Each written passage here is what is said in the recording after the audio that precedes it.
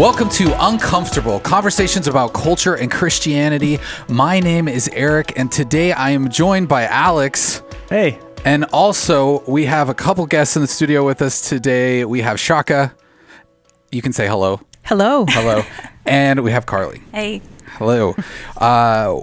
Today we are trying to tackle a topic that is a difficult one, and it's probably something that many people have experienced in one form or another, and that topic is grief.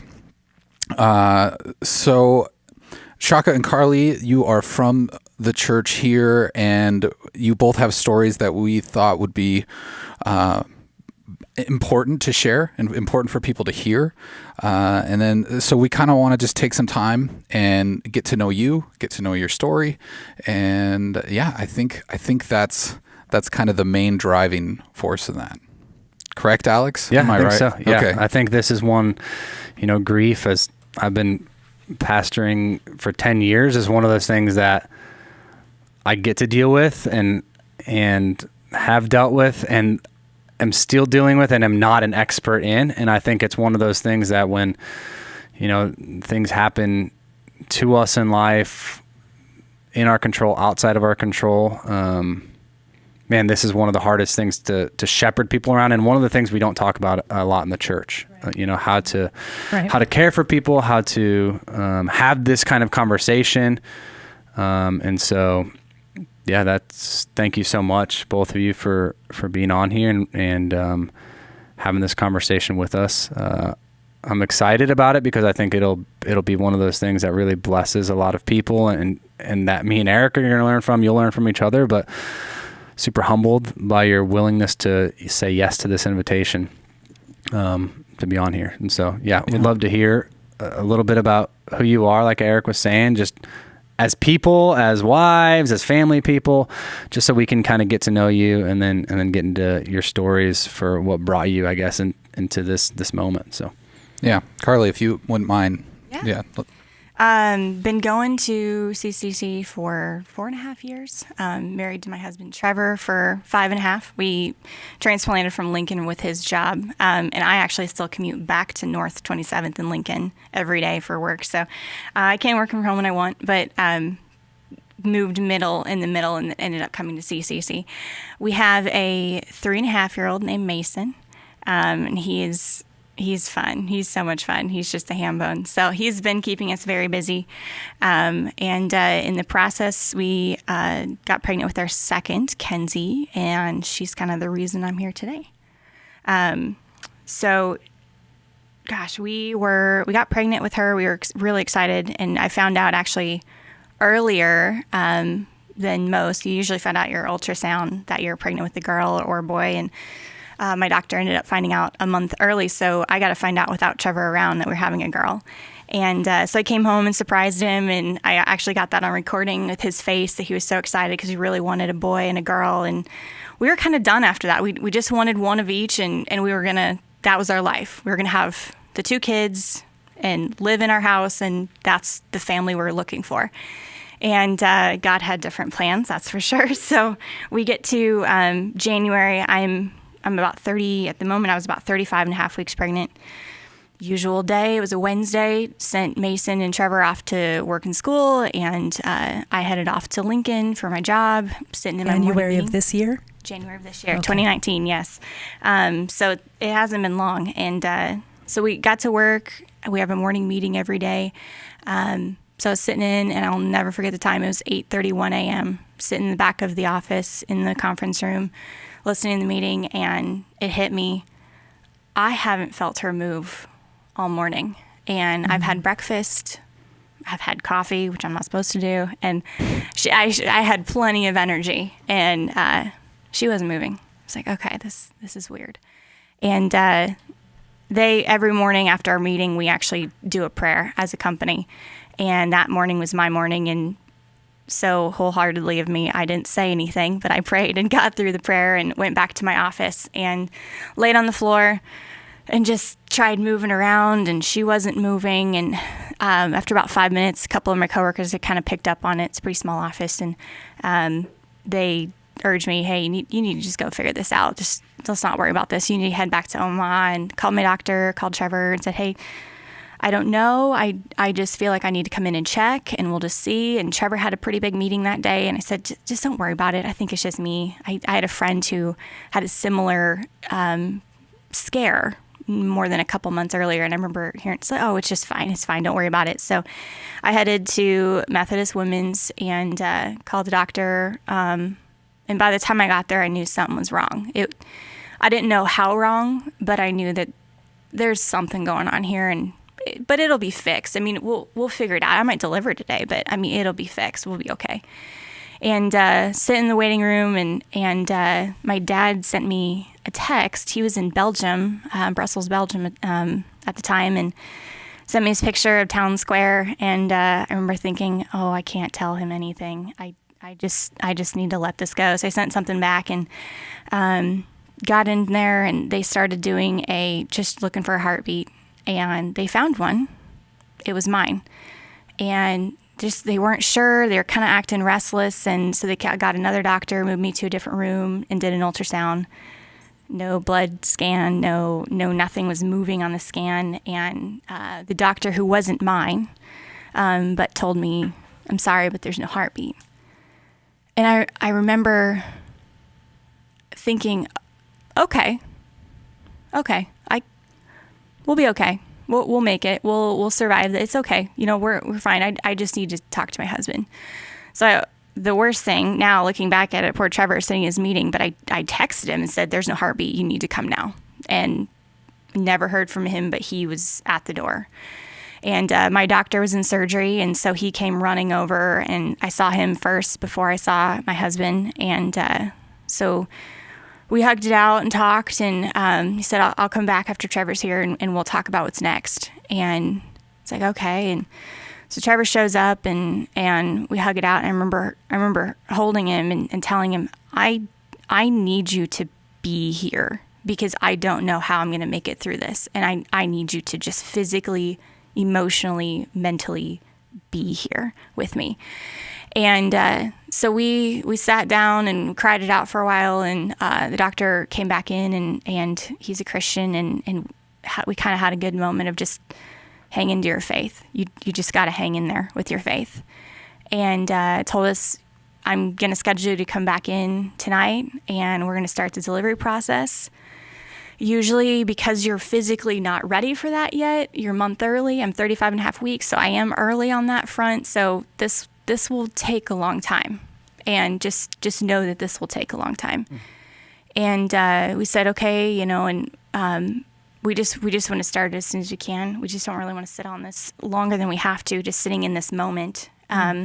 So he got us in at about 4:30. So we found out about 10:30 in the morning, and came back at 4:30 that night. So called my mom, told her, and she obviously called my dad, and he was on Nebraska Lead, which is an agricultural group. So he was over there doing some stuff, and I got a call from him, and I've never heard my dad cry so hard in my life, just weeping on the phone with me. And I remember telling him, you don't need to come back. Like, sorry, this is totally ruining your trip.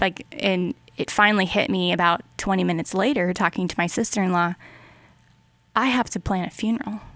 Mm-hmm. It had never crossed my mind that I would have to plan a funeral.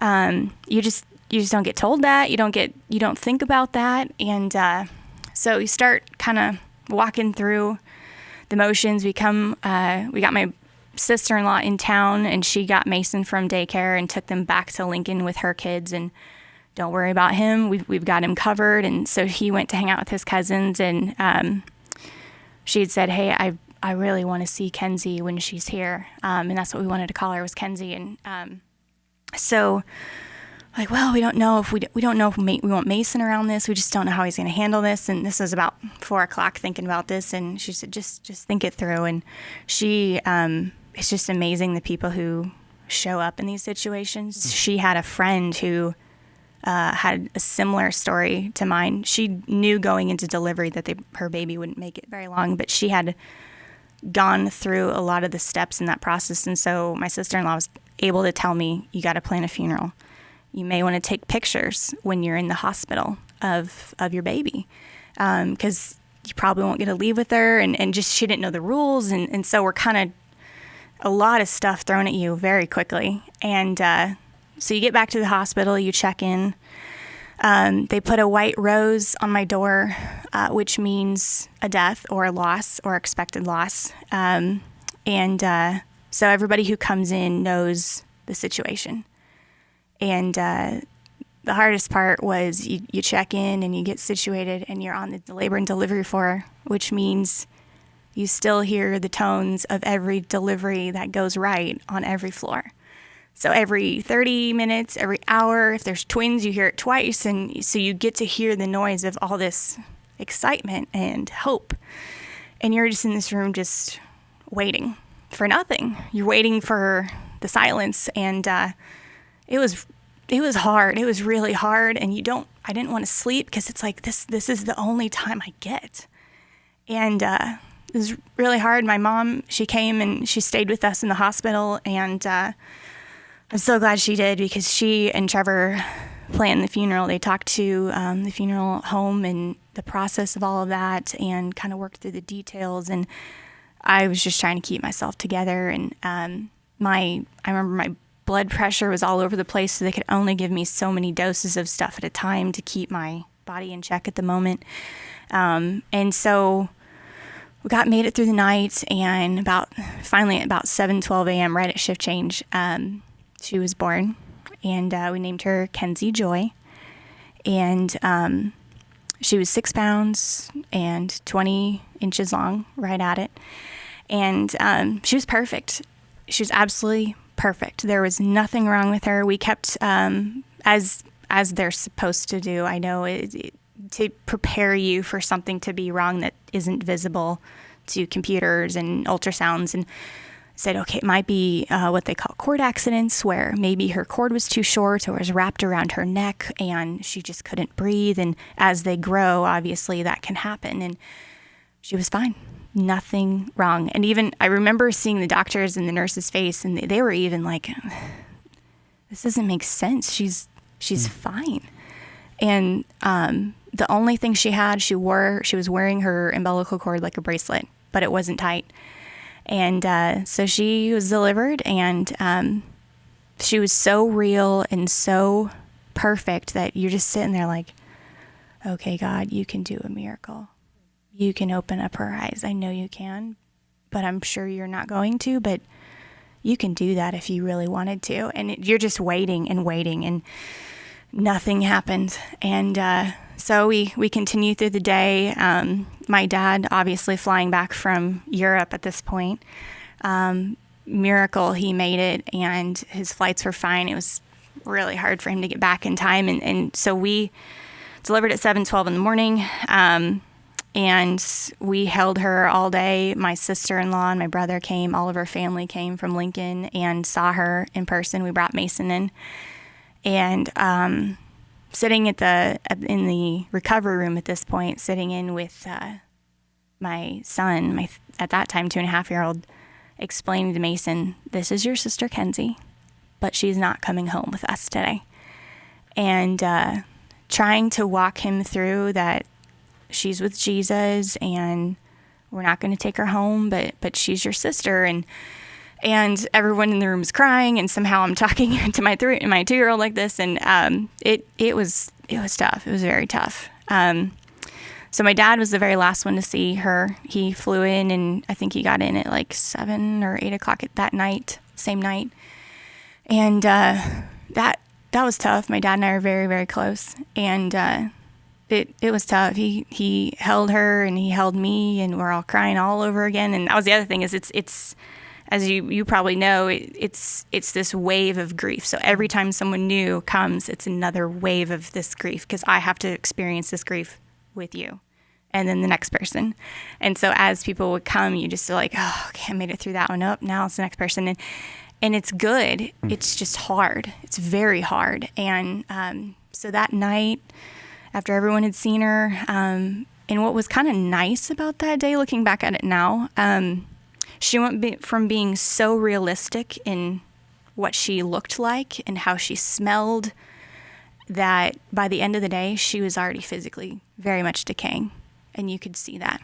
And it was almost good to see that, because it was like, yeah, she's not here. This isn't her at all.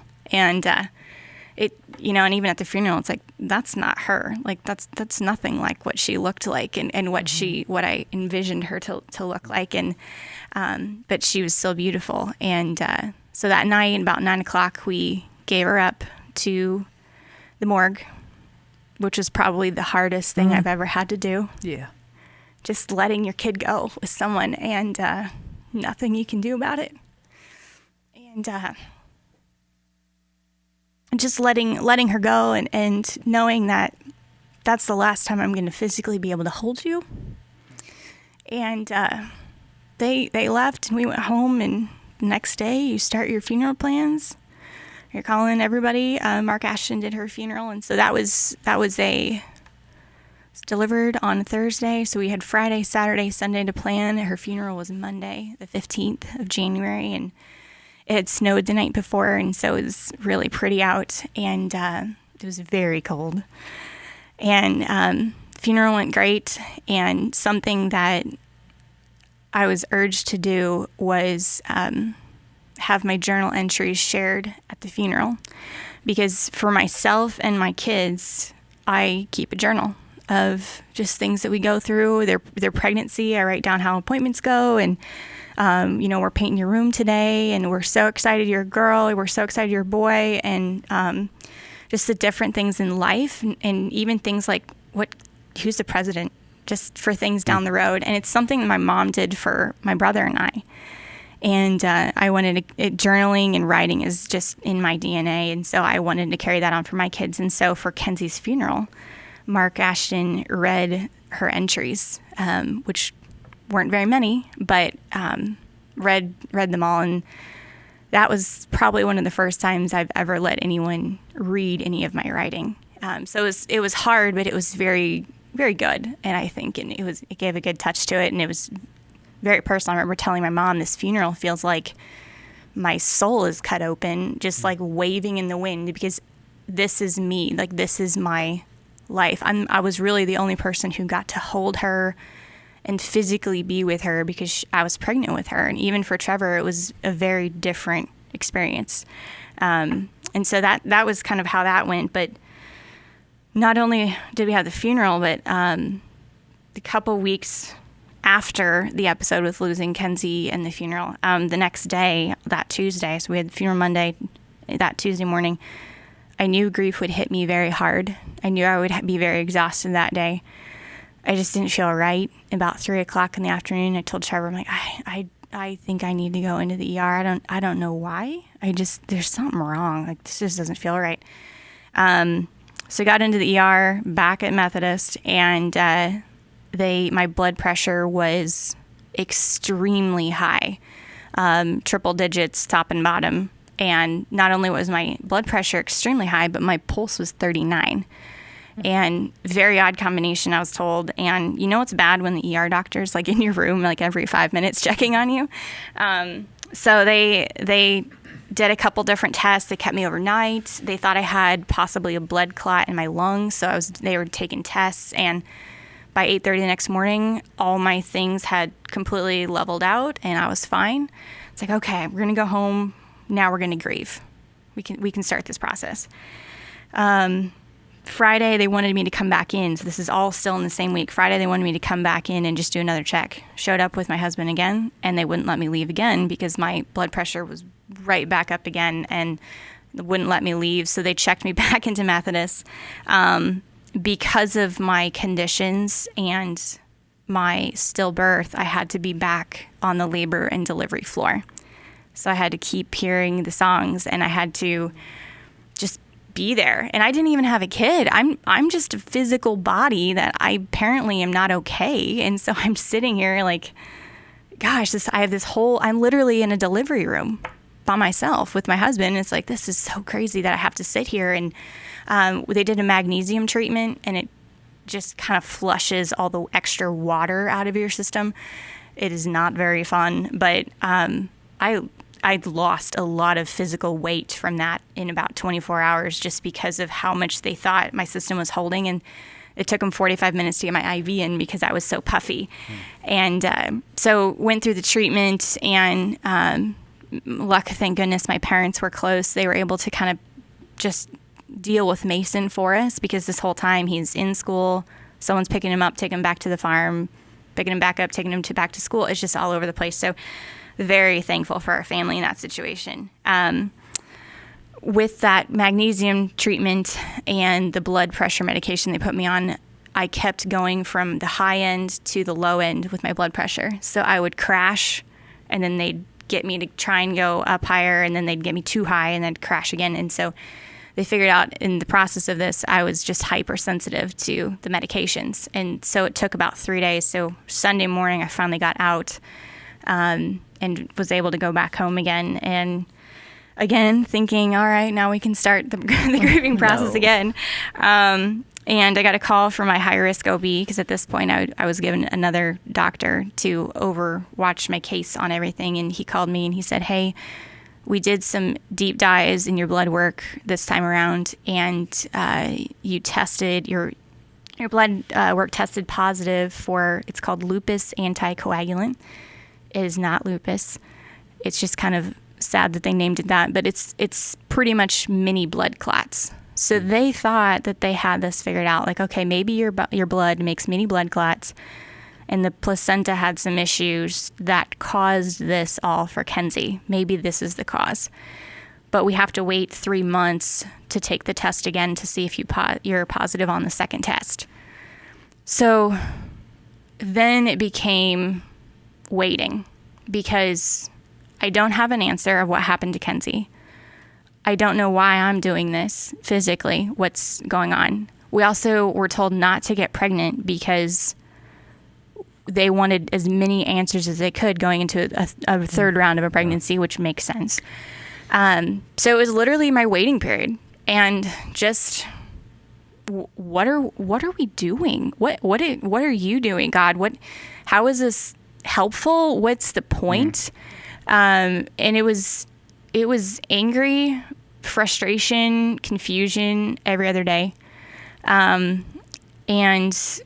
it took a long time, but we finally got to April 15th. I was very oddly nervous for that test, just to see what they would even say. And I was negative. I don't have it. So all this time, we still technically do not have an answer for why Kenzie died. I never got the final verdict on the autopsy either. So it's still a massive mystery, but I've come to terms with that. But it's been a very rough road. But wow. Thank you for sharing that with us. Yeah, thank you. I mean, the vulnerability it takes. It's hard to transition from one story to the next, and I don't want to, dishonor that story, but I do think we're going to try to dive into your story, Chaka, as well now. Just we want to hear through that here with you, and yeah. Well, first I have to say I'm so sorry for your loss. I'm so sorry. That breaks my heart. Did you get stable then after? I did. Yeah, they gave me some blood pressure medication that was very mild, that they found kind of a good medium for me.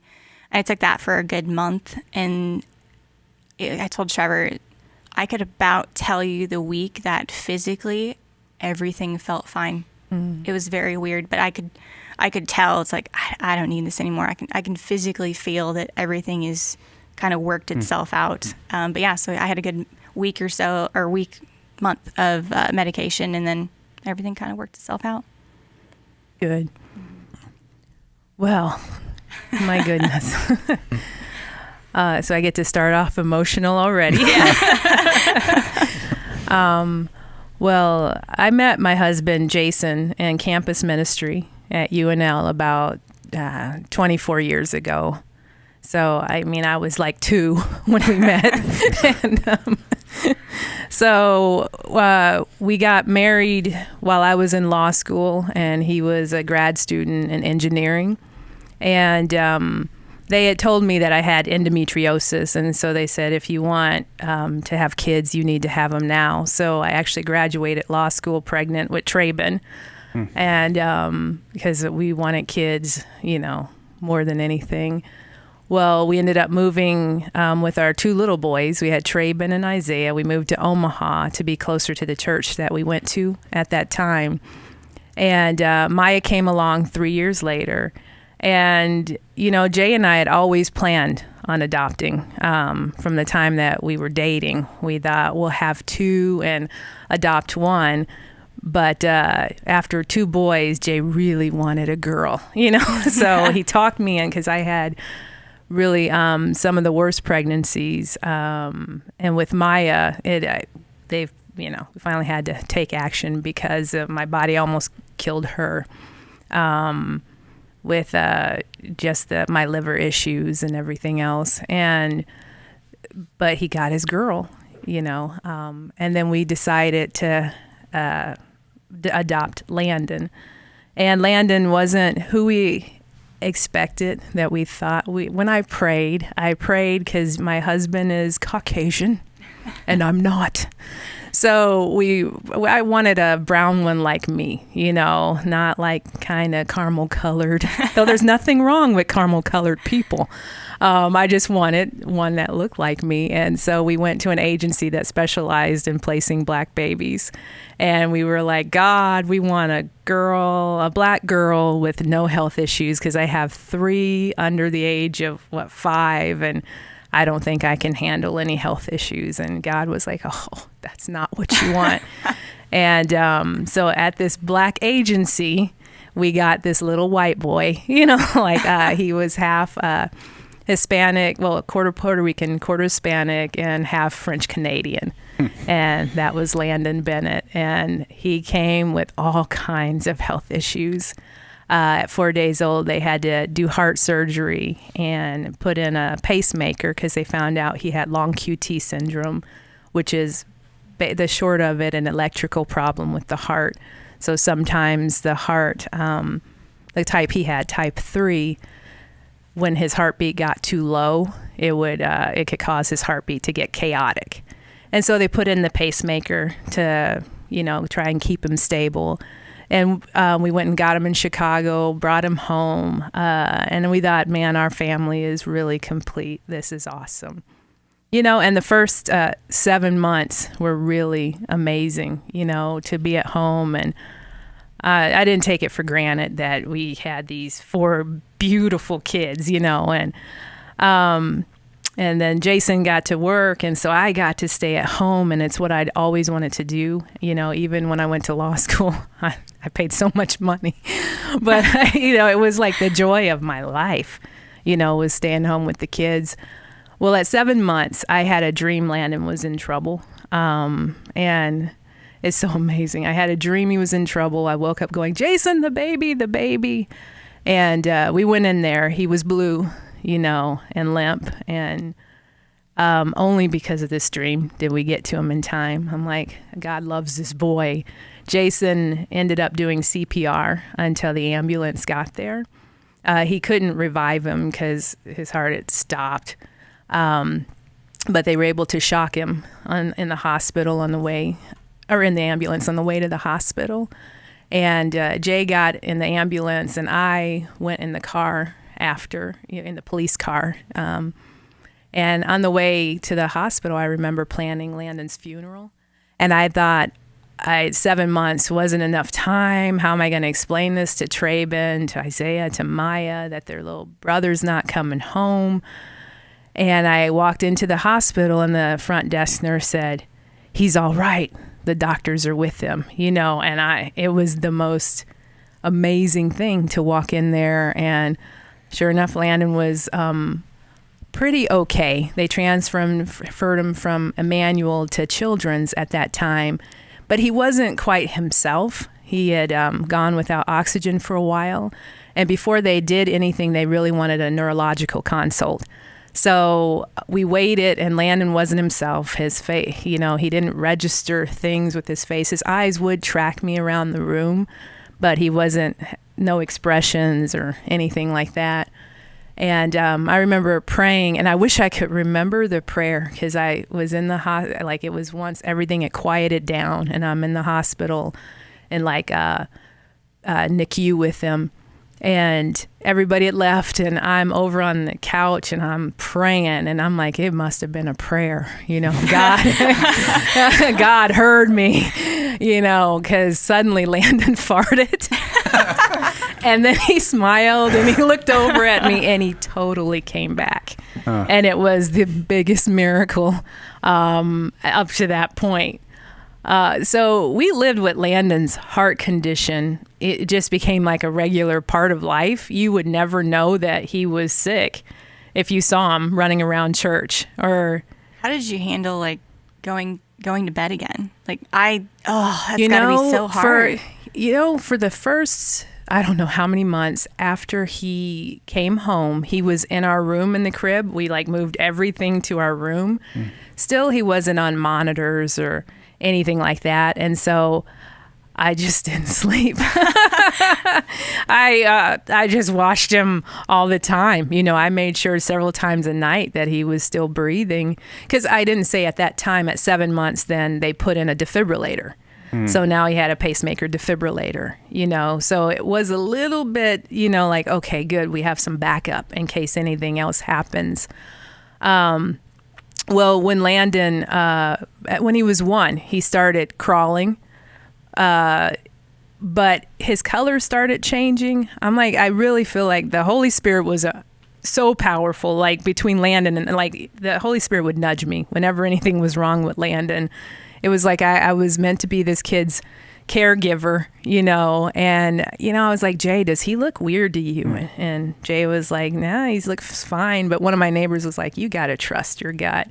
So I took him to the hospital or to the doctor, and the pediatrician was like, his hemoglobin, which is supposed to be up, around 11 or above, had dropped to like 7. And it turned out that he was bleeding out on the inside in his lungs. And so we went, I don't know if it was that time or the next time, they took us from our pediatrician in an ambulance straight to the hospital. And they did blood transfusions. And that began a year of like hell. Can I say that? It was really hard. Landon had what they called idiopathic pulmonary hemosiderosis, which means, my goodness, these doctors have no idea why this kid is bleeding into his lungs. And what I believe is it was caused from his heart medication, because he had to take it from newborn. You'd put these drops in his mouth, and it's just really bad on the lungs. So if he inhaled it, it's just bad. So Landon ended up doing chemotherapy, like about 18 months. There was a radical new procedure. They said kids before this time who had this condition died. There was no treatment. But we consulted with a doctor down in Texas, and they started doing chemotherapy to shut down the bleeding process. And we did that for, I don't even remember how long. And they did steroids. So we did post-dose steroids, which means they put in a port, and we would go in for a monthly dose of steroids. And the steroids puffed him up so huge, like Landon's face just... And so between the steroids and the chemo, it really did help the lung condition.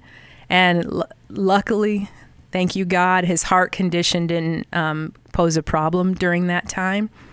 And so we ended up stopping that at some point when he was almost 2 years old. And we entered a time of, okay, of rest. We've got this. We're living with our child who has to take medication 3 times a day. But other than that, and we had to keep close watch on when he grew, because when he'd go through a growth spurt, he'd outgrow his heart meds. And so we did that. At age 7, Landon... he was such an active boy. He ended up, he'd play like normal kids. We really did just act like, okay, we're living with a heart condition, but we want him to have as normal a life as possible. And so at age 7, we, unbeknownst to us, his lead that went from the defibrillator to his heart and actually shocked his heart had come disconnected. And Landon had his long QT3 really triggers at night. Some people it's with exercise, some it's with startle. For Landon, it was when his heart rate slowed down. So you loved it when this kid was running around. So it was at night once when he was 7 years old. We had just been accepted for Make-A-Wish. Children's Hospital said Landon is the most fragile heart patient we have, and he had that title up until the time pretty much that he died. A dubious honor. So we had just found out the day before that Make-A-Wish had accepted us, and he went to bed that night. And in the morning, I call it death hour, around 4 o'clock, because that's when he usually got in trouble. I heard him like kind of making weird noises. So I went in there, and he had kind of slid out the bed halfway, and the bed was wet. And I thought, oh, it's okay. We'll clean it up. You wet the bed. It's no big deal. And but he wasn't there. He was actually just making animal noises, and I yelled for Jason. We got him flat on the floor, called the ambulance, and it turned out that Landon had gone into, just his heart had gone into a chaotic beat, but without the defibrillator to shock him back to a normal rhythm. What it did was the defibrillator discharged and shocked his body wherever it, landed. And then about 6 times it ratchets up the charge, and it hit him 6 times, and then it stopped. And what I witnessed was his heart started beating again on its own after the defibrillator failed. And so when I got to him, like I said, he wasn't himself, but he slowly came back around at the hospital, and the cardiologist said this was a death event, and it is a miracle that this boy is still alive. And I thought, man, God loves this kid. I mean, he just keeps bringing him back from these amazing things. So he had, by the time, I can't even say how many surgeries he'd had by that time or how many defibrillators. I think we were on the 6th or the 7th one when he was 11 years old. He just had it replaced like the fall of like 2016, he had it replaced. And then he had it replaced again because he got an infection when he turned 11, and this was 2018. So last year, he got an infection, and I actually spoke at the Women's Day, the Thrive event. I did a breakout session on the purpose of pain. And I'd written this whole, on why God allows pain, And I went, the very next day, we went into the hospital, and we began kind of the kind of spiral, that ended up leading to Landon's death. We went in, he ended up having an infection. And so they had to take everything out, and it was the first time they'd removed all the wires from when he was a baby, a newborn. So some wires were behind his back, and they were embedded in tissue, and it was a very invasive surgery that he had to do at that time. And so it took a while to come back from. We were in the hospital for almost a month at Children's. And my birthday is actually April 15th. It's the dreaded time. We've been in the hospital a lot of times on my birthday. So we got out of the hospital, and he had a wound vac on, which is just a vacuum that kind of keeps it, helps the wound to heal. And he had to have a little machine that had constant pressure. And we thought, okay, we're healing. We even got towards the end of that where they were like, it's Friday. We went in for a wound vac check and change. And they said on Monday, we'll take his this off. And I was like, cool, we are going to have the best summer 2018 after all of this, because this had been going on for actually like 6 months. So even before the Women's Day, he'd been struggling in and out of the hospital. Well, Sunday night, the day before the appointment to remove the wound vac, he shocked 3 times in his sleep. So he woke up screaming, and I would run in there. And at 7 years old, they had added a nighttime medication So we had to give him medication 4 times a day, including 2:30 in the morning. And so I hadn't slept through the night in about 7 years it was a long time without being able to sleep through the night, because he just had to get up every night to make sure he got his meds. So I heard him screaming. He's 11. We go into the hospital the next day, and Jason had gone out of town, and they gave him a medication to stop his heart from getting chaotic. And he started seizing in the hospital, and he'd never had seizures before, and it was the medication.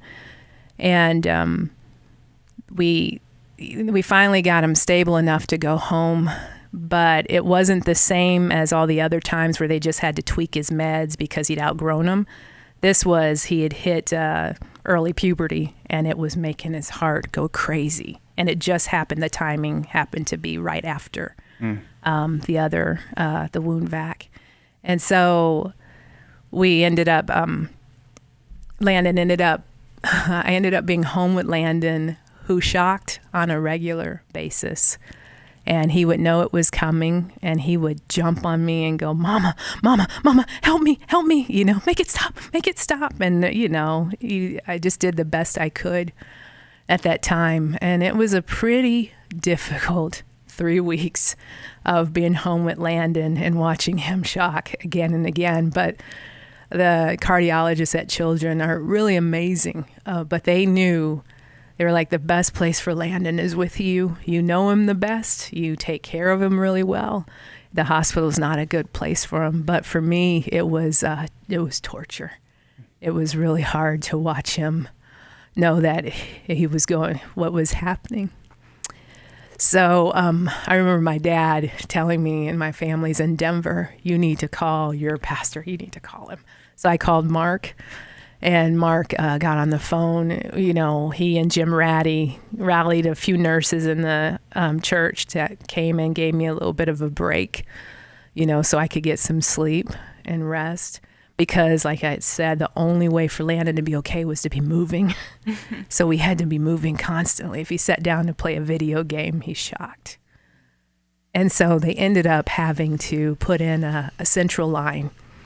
And the thing with the central line is the only medication that helped Landon was also the one that had caused the seizures earlier on. So they did a central line, and he was really pretty stable for the rest of May and into June.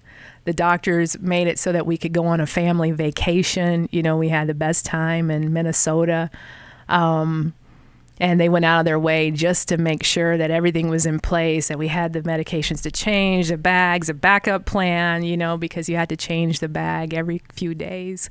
And so Landon, we got to have a great time. On June 19th, when we were home last summer, we had a prayer time, he and Maya and I. And we'd been talking, about the Bible and what if we really believe the things that God says to us? How would that change the way that we live if we really believed God was going to take care of us? And we were praying, and Landon prayed, "God, thank you for what I've been through and that you were with me. And thank you for a family that loves me." And I remember I got off, and of course I shared it on Facebook because, who doesn't? Because I was like, this is amazing. I can't pray this prayer. I can't say thank you for what I've been through. I can say thank you for what how you've been with us in it, but I can't thank you for what Landon went through. But Landon did. And 9 days later, he was in his bed, and we had a regular day. We were in the middle of selling our house. In the middle of all of this, we had decided we're not going to wait to live anymore. We're going to buy a house with some land, take Landon out to that. We're going to, we just had this plan of new life because he's got this central line. He can't run around and play basketball. We want to do something new. And his birthday was July 2nd. So, about June 27th, he was like, "I want some Legos for my birthday." And I said, "Hey, dude, we got you a house. That's enough." Well, Landon, he died on June 28th. He died 4 days before his 12th birthday. after having a great day with family and friends, and it was pretty surprising the way that he went, and it was unexpected. And even when they were taking him out, he started having seizures. We're pretty sure it was the medication, and they gave him a shot that really actually stopped his heart. So it was just the way things went. Nobody was really to blame. It's just I had prayed that God would not let Landon have to suffer in the hospital. That, God, this boy hates the hospital. He struggles. And I feel like God answered that prayer. He went at home. But still, while they were carrying him out, we'd seen so many miracles. I was getting his meds ready while Jason went in the ambulance. And I told the boys, Trey and Isaiah, they had a friend over. This is what happened. You can sleep in. When they have Landon on the floor, we'll go and we'll see him, and I'll let you guys know. And Maya was over there just praying for him to be safe. And some friends came over, and Mark Ashton went to the hospital to be with Jason. Because Jason texted and he said they're doing CPR, which they never had to do for Landon once they put the defibrillator in. And he said he's not coming around. They tried for about 45 minutes, and here I am gathering his meds and trying to get things together. And thinking, and I really thought that God would keep Landon alive for a long time. I thought surely all these miracles weren't wasted, that God's got some kind of plan in this. Well, on Landon's birthday, we had the viewing. Wow. So it was really hard.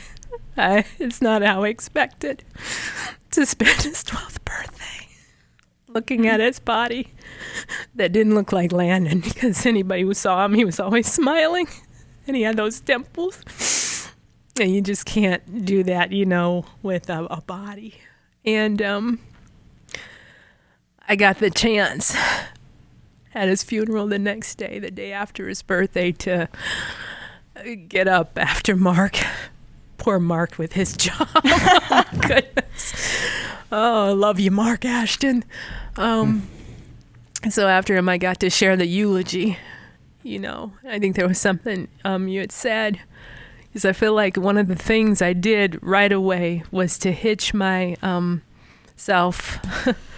hitch my boat to the idea, the truth that God is good all the time, And I was like, that's what I got up there and talked about, because someone had told me they were really struggling with the goodness of God because Landon had been through so much. And they couldn't understand that. And I thought, there's no way this boy who's a miracle, that his life or his death will, should ever make anybody doubt the goodness of God. If anything, his life showed that God is so good. And I think doing that at the beginning of the grief process really did help. To have that truth, like as the not only an anchor, but it also was guidance and direction when I got lost in the murkiness, of the grief, that I had said it out loud. Yeah. I said it from the front of the room. I said it again and again. It was something that I just clung to, is that God is good. And I think that has shaped, it hasn't taken away the grief, but it has shaped my grief, and helped us to keep going. So, Chaka Carly, thank you for sharing that. And yeah, we're sorry, that this is the conversation that brings us together on this, but we believe and trust in God's sovereignty, his plan, his story that he's written and continuing to write in your lives and your kids' lives. And so thanks for your willingness to have that conversation, to be vulnerable with us, with whoever's on the other end of the speakers that are listening to this or viewing this. Thank you for that. Yeah. I think that's gonna we're gonna kind of end it here for this episode.